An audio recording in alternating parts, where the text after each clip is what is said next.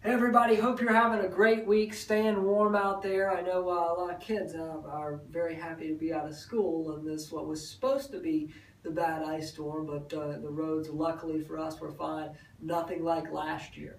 Today, I want to talk about fixed income and bonds and how they fit in to our private clients' portfolios and how you should think about them as an investor. I'm going to run through some of these topics. So duration. Duration is the measure of how long it takes to get your money back from fixed income. So if you have a 5-year duration, that is not the year it matures, that's how long it takes to get your money back, and interest rates go up by 1%, then your bond price of your underlying bond is going to go down 5%.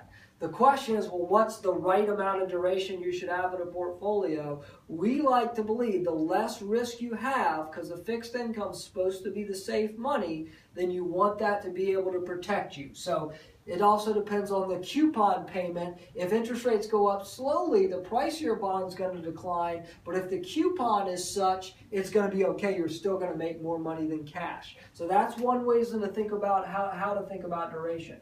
Credit risk. How willing are you to go out on the credit? Are you buying junk bonds or high yield bonds?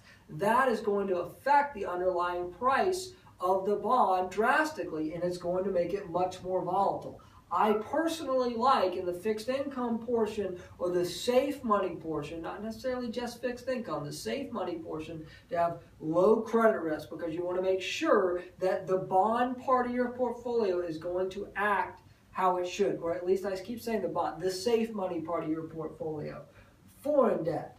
Another thing, should you have bond, it's a big world out there, should you have bond issued in other countries?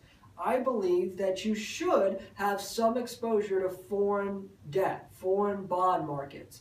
But you have to hedge that currency risk, because XYZ country may be paying a 5% yield, 5% coupon in their own dollars, but you don't get it in their money, you get it in your money. And that currency risk can really eat away at whatever coupon it is. So hedging against that currency risk, very important, especially in international fixed income. But it can play a role in help diversify your bond portfolio.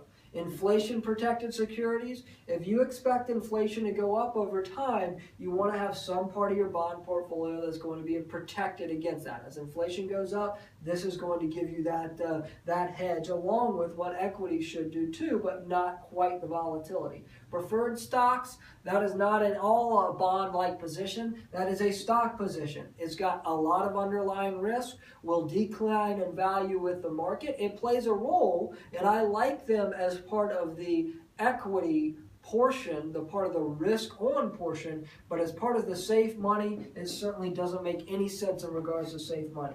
Active versus passive.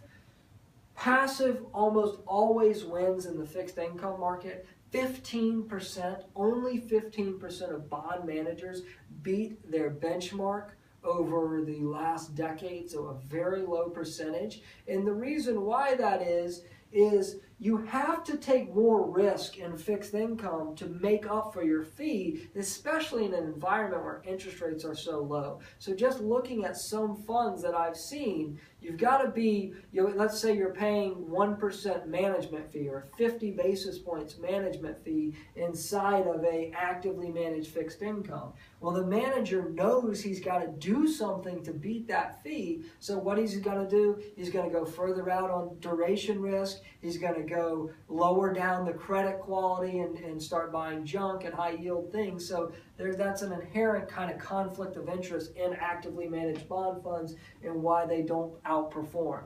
Other things to look at your whole picture. So if you have a pension coming in, or if you're, let's say, a teacher and you have tenure and you've got guaranteed income for life, that can be thought of as part of your bond portfolio. And you can actually invest your money more aggressively because you have that guarantee from the saved money, that pension. If you're a teacher, that's a lot. Ways to think about things in those terms is not just your investment portfolio, but your whole life. That's what an independent advisor should do. It's not just managing just a small part of your money. And then high yield fixed income, it is bond, but it does play a role. It can play a role at certain times, depending on valuations, in the risk-on portion of your portfolio. So it's not that high yield is bad.